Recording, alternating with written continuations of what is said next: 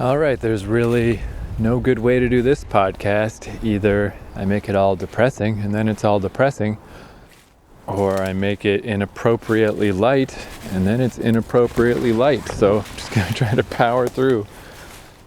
But basically, my dad died. I feel like I have to bring it up because I was talking about it on this podcast, but it's like, and even in real life, I put off telling people for a while. It's just like, I don't still want to have the conversation, you know? Most of my friends are pretty good about it. They're just like, hey, here's my condolences. I think they know my personality well enough that I don't want to get all into it. But you do get the occasional like, oh no, when did it happen? Oh, how are you doing? How's your mom doing? What is this? And then there's that. And it's just like, you know the answer to all these questions. You're just making me say it, you know? You're just making me go through the motions of like, I don't know, I think people just do have slightly different personalities where I guess maybe they like that kind of stuff, that it's like, feels like supportive. Like, oh, someone's asking me about stuff. But I definitely don't feel that way, nor does my mom. Where it's just like draining to us. It's just like, oh God, let's just get through this.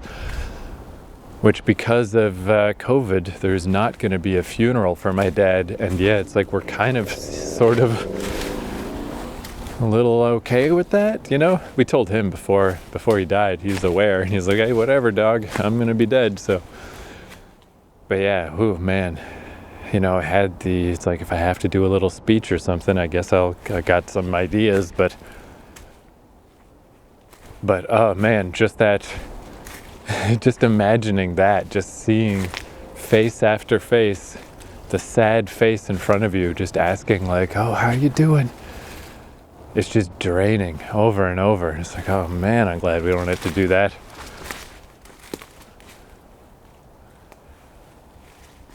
But basically, I did actually record more of my thoughts about this, if you're curious, if you're just interested in my life at all and want to know more about this experience. I did it on my podcast XO. So if you go to keithcourage.com and scroll down to XO, there's a podcast there about these last days of my dad in the hospital. So really, this is just to let you know, if you're a listener and you were curious, because I can't just not bring it up, right? Like, what if a year from now I'm like, oh, by the way, you remember when I was mentioning my dad's cancer? Well, he died back then. I just never told you. Like, I feel like I got to mention it. But really, it's just to point you that way if you do want to know more about this. And I mean, I really did try to not make it a super depressing podcast, because it kind of wasn't super depressing. Like, I guess what I learned, the main thing is that big events in life are not necessarily how you expect them to be. And this was definitely the case there, where like, first off, I mean, as much as I've complained about COVID on this podcast and how much it's fucked up my routine and stuff, I can't complain about COVID anymore, because I was actually here.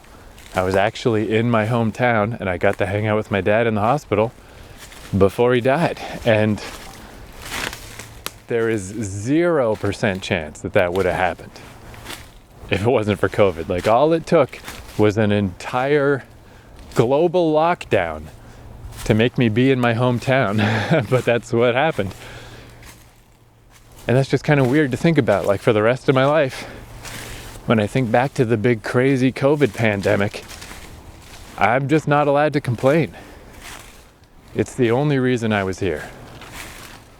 And the last few days hanging out with my dad in the hospital, they really were like not nearly as bad under the circumstances as I thought they would be. I did not expect, like, first off, I expected to just get an email. It's like, I'm just going to be off gallivanting somewhere in the earth, and I'm just going to get an email someday that my dad's dead, you know? Like, I just 100% assumed. I didn't think he was going to die this early, but even if this happened 20 years from now, this is what was almost certainly going to be the case. So that was unexpected, but also just that, like, we really had kind of a weirdly fun time in the hospital. I don't know. maybe he would think it's dumb for me to put it that way. But yeah, I get into that more again in that other podcast. But I didn't expect me and my dad to end off on such good terms. It's actually, man, it's feeling bad to talk about. It's weird, that other podcast I did it right after he died. And in a way, that was like maybe kind of easier. It was just kind of a shocking, weird thing. But now that it's been a couple of weeks, things are kind of settling down, and yeah, it's pretty terrible.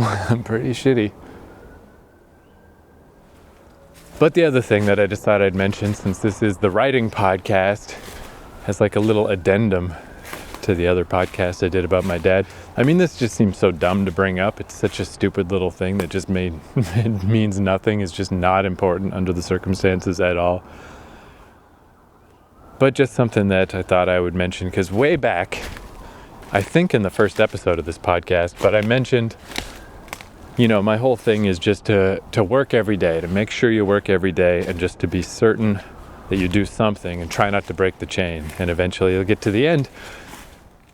And I just kind of pontificated, like, who knows? We'll see what happens. If I get really sick, let's see if I can keep it up. If something terrible happens, like a death in the family, let's see if I can keep it up. And kind of my presumption was that it would be hard. It would be very hard to keep it up when things sucked. But again, just so many things are not how you expect them to be. So rather than it being really tough to write, it was like kind of helpful, because my dad was like hooked up to an oxygen machine and was just asleep most of the time, 90% of the time. So I was just there, just at the hospital, just for the times that he was awake, if there was anything I could do. So there was a lot of downtime. And in that case of just being in this hospital room with the lights off and the oxygen machine going, and it's all just kind of quiet and creepy, it was nice to have like that kind of pillar of stability that I've been doing this writing shit, pretty consistently for the last 3 years or whatever.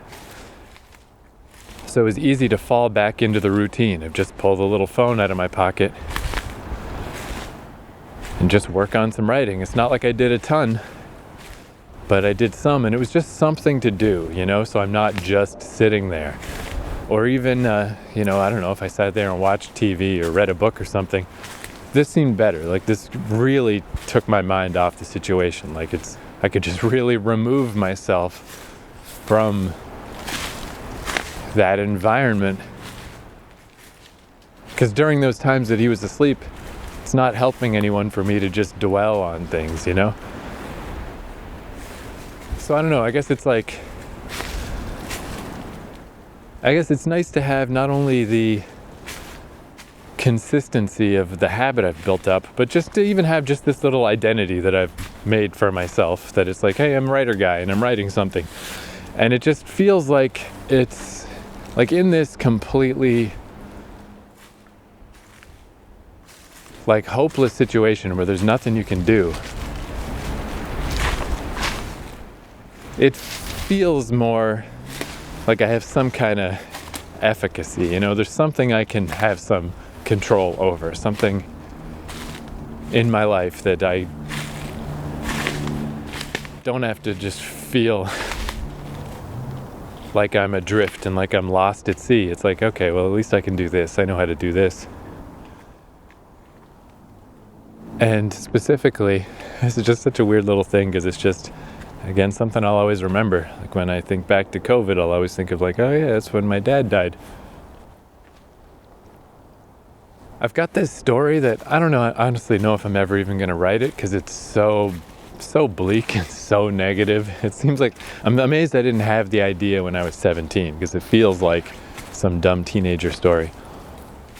But I had the idea, in my adult life, and the idea was just like The Breakfast Club. Like, I love The Breakfast Club, but it's sort of quaint.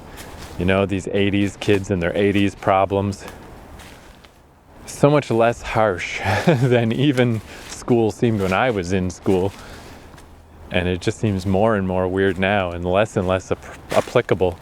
So the basic idea was just, what if you did like the Breakfast Club remake in a modern day school? And I've got all kinds of notes for it. But again, it's just so negative, and these kids are so nihilistic and so kind of awful. There's like one of them, the jock kid, is kind of a good dude and everyone else is not. But you know, they've all got their reasons, like they've been pushed down in different ways, and there's reasons why they're such fucking dicks. But in my notes, this story, so the two things I thought of, first off, I wanted to keep it kind of like I wanted the names to be just all purpose of like, because I guess my original idea was just like Breakfast Club in like an inner city school, but just some white Canadian guy writing a bunch of black kids in school. It's like, that's weird. And again, because of the value of a novel is you don't have to directly state anything. So I was like, what if I just kept it to nicknames? What if I gave everybody a weird nickname that's not a name anyone has? So then when you're reading this story, you can just presume whatever feels natural to you, you can just insert into the story. So I had all these weird nicknames, but what I realized is I could just use the designations from the Breakfast Club. Like at the start of the story, it could be the thug guy, the Judd Nelson character in the Breakfast Club. He's coming to school to go have detention. So the book could just say he did this, he did that, without ever saying his name. And then when he gets to detention, the first thing he could say to everybody is like, look at these morose motherfuckers. Oh, we got the classic array. We got the fucking princess. We got the basket case. We got the nerd. We got the jock. And then that could just be their names. And they're like, yeah, well then you're the thug, I guess, you know? And like that way I don't have to come up with weird nicknames, but I don't have to use names that you could pinpoint to any specific era or culture. Their nicknames could just be thug, princess, basket, nerd, jock, you know? So I'm like, okay, that's not amazing, but that's okay. That's not a bad idea. And the other thing, this was way better, as I was looking through the notes, what I called this story in my notes, instead of the Breakfast Club, I called it the Break Last Club, because you just change one letter. You change the F to an L. And it's like, who's gonna break last? Who's gonna hold on the hardest? Because like the idea of this story is basically, it's like a bunch of crazy fucking psychos who sort of encourage each other to get crazier. It's like, oh, your stepdad molested you, or oh, this guy raped you. Hey, tell you what, let's lure them to the school and let's kill them in the basement. You know, like it gets all fucked and all crazy. So it's like, who's the last one that's gonna break? Who can keep up with this insanity the longest? But Break Last Club is just not a good name. It looks good on paper because it's only one letter different from Breakfast Club. But when you say it, the Break Last Club, it just doesn't sound right. It just sounds bad. And I never liked that title. It's just my working title. But I realized while I'm sitting in the hospital and my dad's in the bed next to me and he's asleep and all the machines are going and stuff, that really, it's not the Break Last Club, because everybody more or less talks themselves into being down with this plan of like, yeah, like we're in the concrete fucking, we're in the jungle, you know? Society is the only reason we're letting these people fuck with us and we're letting these abusers get away with what they're doing. If we were in the jungle, if we were how we're really supposed to be, we would destroy those people for fucking with us. That's the real order. That's the real natural way. And they talk each other into this, except the jock. He's the only one, because I based him on, there's this wrestler named Jason Jordan who, like a collegiate athlete, straight and narrow, but he has two brothers that are both in jail. And that's how this guy was going to be. Like, he has the two brothers in jail. He's the only one in his family that is keeping it together, and he doesn't want to let down his mom. So he's not like the rest of these people. He doesn't want to get crazy revenge on society and stuff. He wants to be a part of society. So it's not who's going to break last, it's who's going to break first. Only one of them is going to break, and it's going to be him. The jock is going to break first. So that's when I realized, like, oh, it's not the break last club, it's the break first club, which doesn't look as good on paper. The break first club just doesn't look as close to the breakfast club. Maybe it's not as clear what I'm ripping off, but it sounds way better when you say it. The breakfast club, the break first club. It just kind of sounds like you're stumbling over breakfast club a little. So I'm just like, oh, that's the title. Seems so obvious. So it's just one of those dumb things that if I ever do write this story, which I just don't know if I will, because I just don't, there's no point to it. Like, it's so negative, it's so nihilistic, and it's like, I don't know that there's really a value to this fucking story. But if I ever do, again, just a dumb thing where I'll always remember, like, oh yeah, I came up with that title in the hospital. But anyway, that's all I wanted to say, is things are not ever how you really expect them to be. I didn't expect to be home to see my dad die, and I'm glad that I was here. I didn't expect it to go as well as it did, but we really got along shockingly well at the end, and everything under the circumstances was a lot better than I expected it to be. And yeah, rather than writing being harder, it actually helped. Rather than it being hard to keep up the habit, having the habit was helpful in these hard times. And the day my dad died, I didn't write anything. And then the next day I wasn't going to either, but I was walking through the woods and I just had a little thought, and I just pulled out my phone and I jotted it down. And then there you go, we're just back on the trail, we're just back on the grind.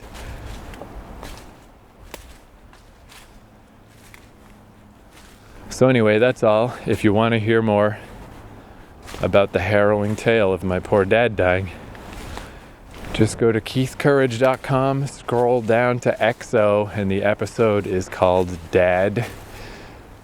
And yeah, I don't know, it's not that depressing. It's probably less depressing than this podcast just was. But again, I just feel like I just got to say it, just got to get it out there. That's the update. Next episode I already recorded while my dad was still alive, so it's a lot more fun, I think. So I'll put that out eventually, and then whatever. No songs of the day, let's just fade out. Let's just fade out to the sounds of walking through the woods. Adios.